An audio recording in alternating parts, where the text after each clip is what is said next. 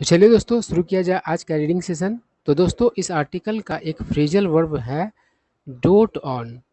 Dot on का मतलब होता है किसी के प्रति ढेर सारा प्यार महसूस करना तथा दिखाना, उसके कमियों खामियों को नज़रअंदाज करते हुए। ठीक है। ऑब्लिवियस इसका मतलब होता है बेखबर, अनजान। प्रिटेंस इसका मतलब होता है नाटक, ढोंग, बहाना। ठीक है। या फिर आप कह सकते हैं कपट। उसके बाद है फ्लमक्स्ड, इसका मतलब होता है अचरज में पड़ा हुआ। ठीक है, मतलब चकराया हुआ। आगे है टॉस एंड टर्न, इसका मतलब होता है करवटें बदलना। उसके बाद है सोप।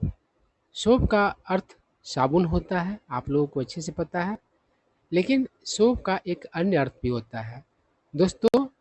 टेलीविज़न पर या फिर रेडियो पर डेली या फिर सप्ताह में कई बार प्रसारित होने वाला जो स्टोरी होता है, जो किसी जनसमूह के कहा मतलब जीवन और समस्याओं को मतलब कि बताता है, उसे सोप कहा जाता है। ठीक है ना। और आजकल तो ढेर सारा सोप चलता रहता है टेलीविज़न पर, तो आप लोग इसको समझ पा रहे होंगे। आप लोग समझ पा रहे होंगे सीरियल के बारे में ही थोड़ा सा एडवांस वर्ड में यूज कर दिया है ना। तो समझ पा रहे होंगे जो प्रतिदिन नहीं चलता रहता कोई न कोई कहानी, किसी न किसी मतलब कि फैमिली के बारे में, या कोई न कोई चलता रहता है कहानी, वो सब सोप ही है और कुछ नहीं है। ठीक है। उसके बाद है आपका ट्रेट। ट्रेट का मतलब होता है खासियत, विशिष्टता। ठीक है। अब देखिए हर आदमी का एक अलग खासियत होता है। किसी के अंदर ईमानदारी होता है, किसी के अंदर बेईमानी होता है, तो वो सब उसका ट्रेट है। ठीक है। आगे है कंपोजर, इसका मतलब होता है आत्म संयम। उसके बाद है इन फाइन फेटल, या इसके बदले में मिल सकता है आपको इन गुड फेटल, इसका मतलब होता है स्वस्थ या फिर अच्छी दशा में। ठीक है।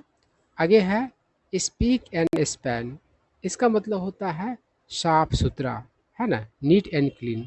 और ध्यान देने वाला बात है स्पीक में आपको के रह भी सकता है या नहीं भी रह सकता है, दोनों स्पेलिंग देता है ना।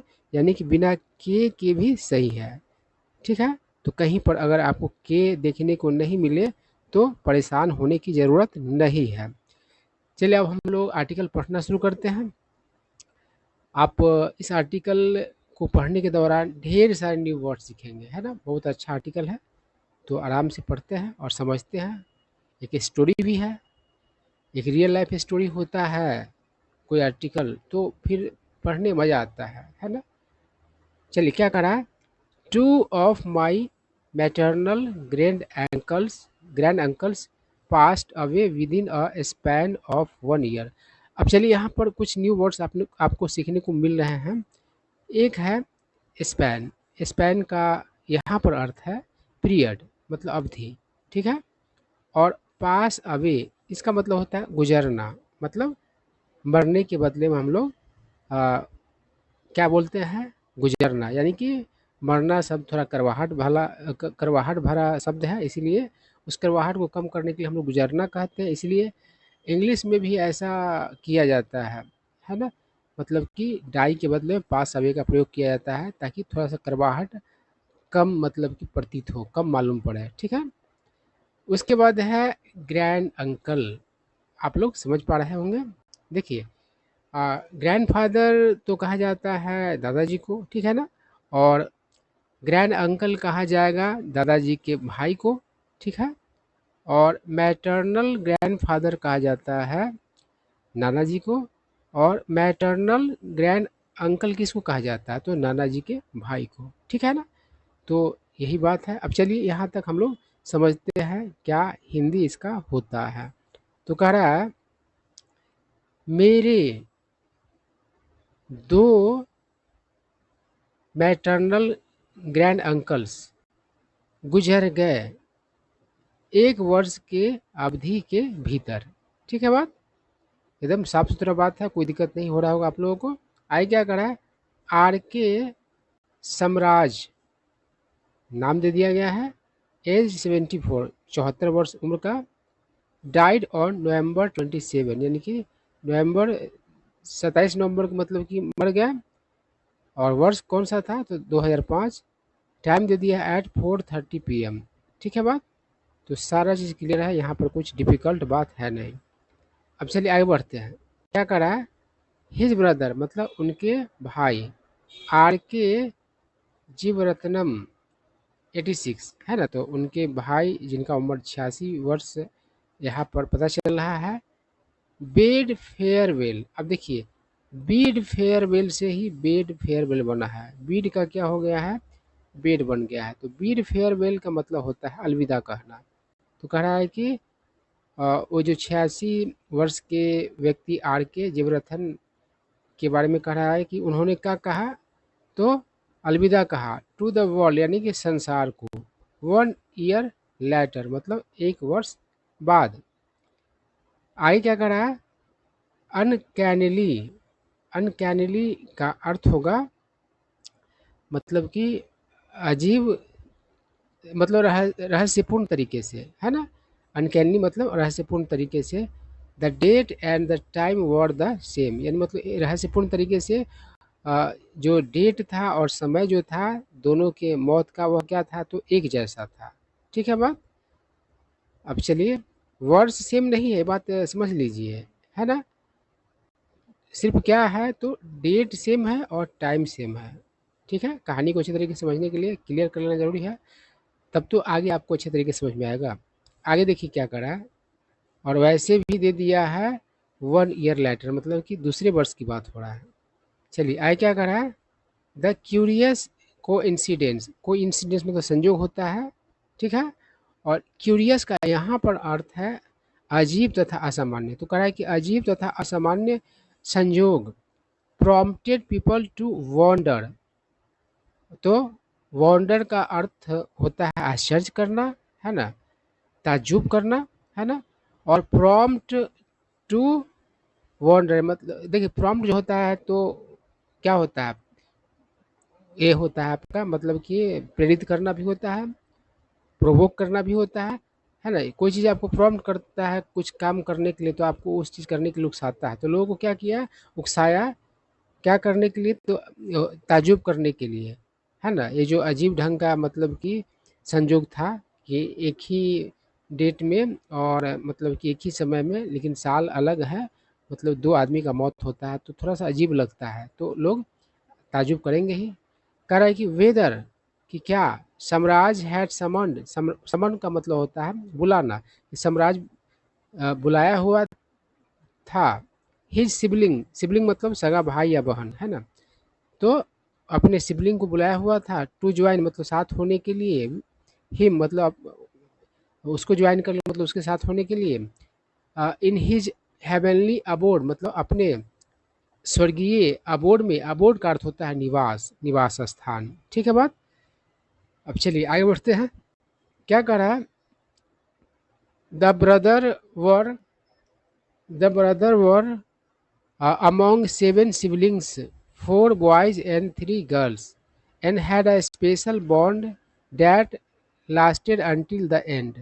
तो क्या कह रहा है, द ब्रदर्स मतलब दोनों भाइयों की बात है, वर अमोंग 7 सिबलिंग्स मतलब कि 7 भाई बहनों में से थे, है ना, 4 बॉय 4 लड़के थे और 3 लड़कियां थी, and had a special bond और उनमें एक मतलब कि विशेष जुड़ाव था, बॉन्ड मतलब यहाँ पर जुड़ाव होगा लगाव होगा, डैट लास्टेड जो टीका, अंटिल द एंड मतलब अंत समय तक, जीवरत्नम डिस्प्लेड जीवरत्नम ने क्या दिखाया, डिस्कम्पोजर मतलब आत्मसंयम एंड पॉइज, है ना, आत्मसंयम और पॉइज दिखाया।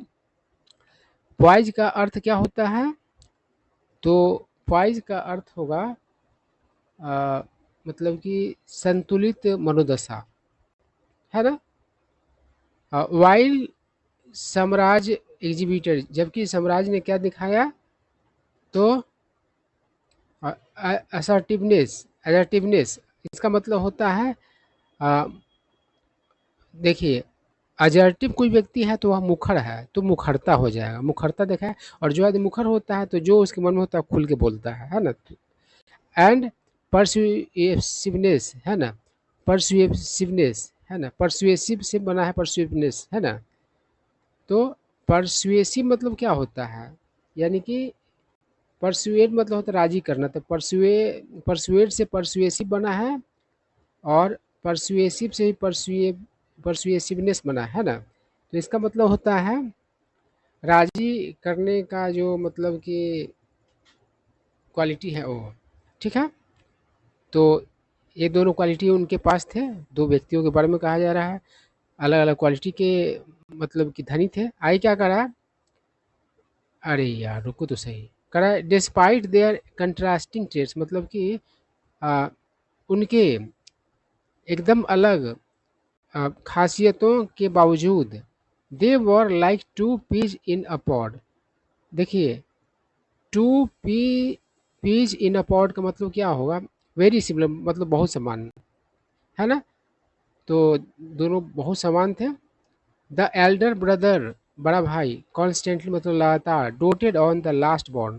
देखिए, लास्ट बॉर्न का मतलब होगा सबसे छोटा, है ना, द यंगेस्ट। तो सबसे छोटे पर क्या मतलब करते थे नियमित रूप से, तो पूरा प्यार लुटाते थे। वाइल, जबकि द लेटर यानी कि बाद वाला, यानी कि छोटे भाई के बारे में कहा था, लास्ट बॉर्न के बारे में कहा जा रहा है। सिर्फ रिवियर, रिवियर मतलब तो आदर करना, रिवियर करते थे हिज सीनियर सिबलिंग, अपने सीनियर सगा भाई का, है ना। तो दो ही आदमी का बात हो रहा है, एक लास्ट बॉर्न का और उसके बाद मतलब कि उससे बड़ा का, तो इसीलिए आप यहाँ पर सिबलिंग, सीनियर सिबलिंग का सीधा अर्थ दिख रहा है कि उसका बड़ा भाई है ना। कारण कि सिबलिंग मतलब भाई और बहन कुछ भी हो सकता है, लेकिन यहाँ पर दो भाइयों की कहानी है, तो यहाँ पर एक का जूनियर के बाद लास्ट बॉर्न कहा गया है, तो छोटा का बात हो रहा है, और एक सीनियर सिबलिंग का बात हो तो उससे बड़ा का बात हो रहा है, इसलिए उसका बड़ा भाई आप कह सकते हैं। आए क्या कर रहा है, सैडली मतलब अनफॉर्चुनेटली मतलब दुर्भाग्य से, द ब्रदर्स मतलब ये दोनों भाई लोग, could not see each other मतलब कि एक दूसरे को नहीं देख सके, ड्यूरिंग देयर लास्ट ईयर्स मतलब अपने अंतिम वर्षों में, बिकॉज क्योंकि ऑफ एज रिलेटेड कॉम्प्लिकेशंस मतलब कि उम्र से संबंधित उलझनों के कारण, फैमिली मेंबर्स कंसील्ड, कंसील का अर्थ होता है छिपाना, कैंसिल कैंसल नहीं, कंसील है, कंसील मतलब छिपाना, और कैंसल मतलब क्या होता है, रद्द करना, और यहाँ पर कंसील है, स्पेलिंग अलग होता है ना। तो कह रहा है कि फैमिली मेंबर्स ने क्या किया, छिपाया the news of Samraj death, यानी कि समराज के मौत की खबर को छिपाया, फ्रॉम एन एलिंग जीवरत्नम, यानी कि बीमार जीवरत्नम से, एलिंग मतलब होता है बीमार, टू स्पेयर मतलब बचाना ही, मतलब उसे, द डिस्ट्रेसिंग ट्रूथ, डिस्ट्रेसिंग का अर्थ होता है तकलीफ दे, तकलीफ दे सत्य से बचाने के लिए क्या किया, तो छुपाया, है ना। चलिए, बात क्लियर है, ज़्यादा सेंटेंस टेढ़ा मेरा नहीं है, आप लोग खुद पढ़ते होंगे क्लियर हो जाता होगा। क्या करा, एज ए रिजल्ट परिणाम स्वरूप, द एल्डर ब्रदर बड़ा भाई, who became blind in old age, जो मतलब बुढ़ापा में मतलब कि अंधा हो गया, रिमेन्ड ऑब्लिवियस मतलब कि क्या रहा, तो बेखबर रहा, ऑफ हिज सिबलिंग्स डिमाइज मतलब अपने मतलब कि सगा भाई के मृत्यु से, डिमाइज मतलब मृत्यु होता है।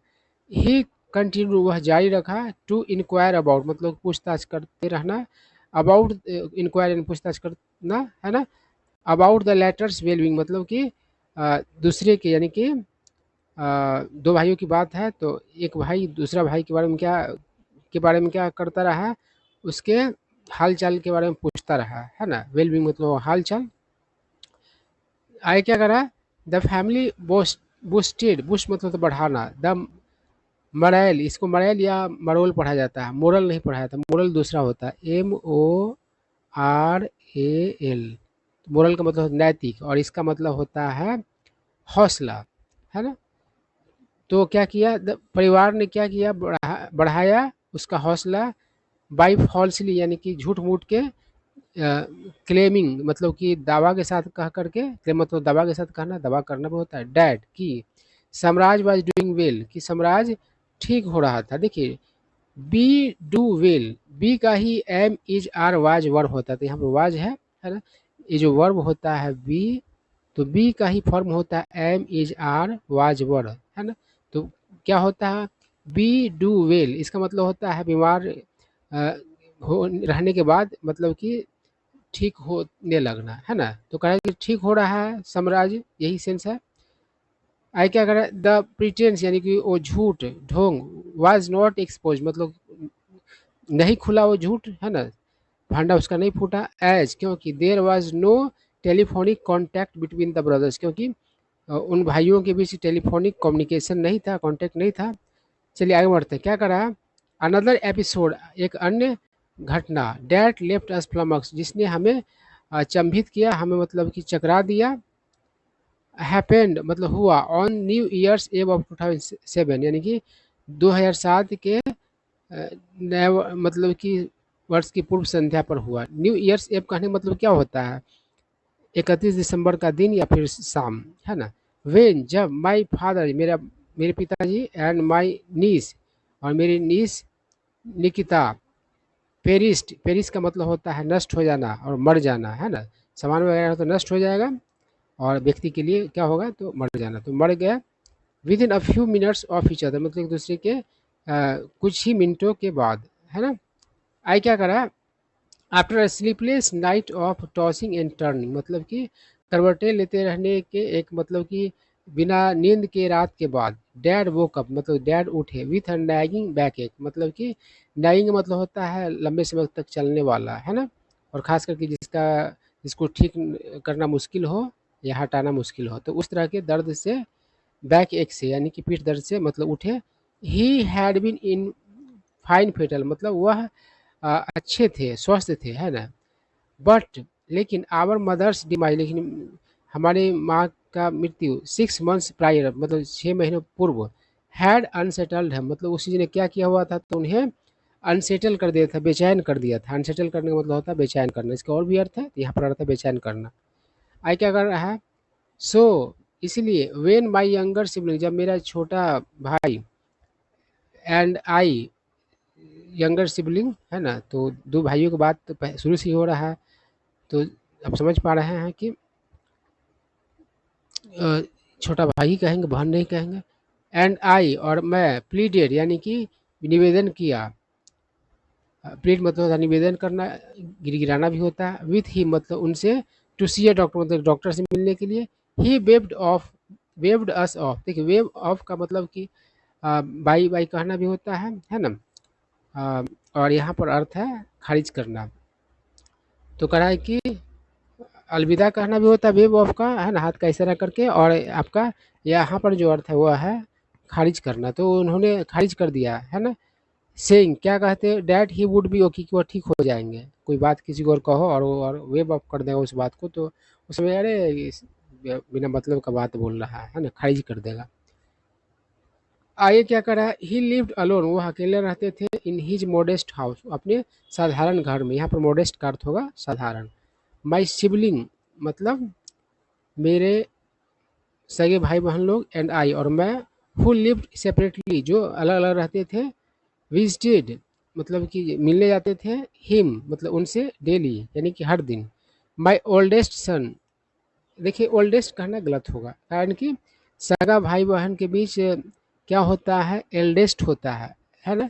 एल्डर और ओल्डर इसके बारे में आप लोग जानते होंगे। एल्डर और ओल्डर का प्रयोग किया जब अपना भाई के खून का रिश्ता का बात होता है तो एल्डर होता है और दूसरे के लिए ओल्डर होता है ना। कोई आपसे बड़ा है तो जैसे कि Ram is older than Shyam तो इसका मतलब राम श्याम से बड़ा है, तो इसका मतलब क्या हुआ कि राम और श्याम सगा नहीं है ना, कोई और व्यक्ति है वो कोई और व्यक्ति है। लेकिन Ram is elder than Shyam और कहेंगे तो राम का बड़ा है श्याम से, तो इसका मतलब क्या हुआ कि राम श्याम का अपना भाई है ना, खून का रिश्ता है। तो एल्डर और ओल्डर में अंतर होता है, तो यहाँ पर ओल्डेस्ट जो है गलत यूज किया गया हुआ है। क्या होना चाहिए एल्डेस्ट होना चाहिए। क्या करें माई ओल्डेस्ट सन मेरा मतलब कि सबसे बड़ा बेटा एंड निकिताज ब्रदर और निकिता का भाई स्टेड मतलब कि रहता था। स्टेड यानी कि रहा टिका ठहरा। ओवरनाइट मतलब रात भर विथ ही मतलब उसके साथ। ठीक है बात। आगे बढ़ते हैं क्या करा है जस्ट 9 years ओल्ड, सिर्फ 9 वर्ष की। Nikita fell critically in, Nikita गंभीर रूप से बीमार पड़ गई। Father showered her with love and attention. तो शोर मतलब होता है कोई चीज़ भरपूर मात्रा में देना, है ना। तो फादर ने क्या किया, उसे निकिता को भरपूर प्यार और ध्यान दिया। बिकॉज क्योंकि she was the first girl child, क्योंकि वो पहली गर्ल चाइल्ड थी इन द फैमिली, मतलब परिवार में।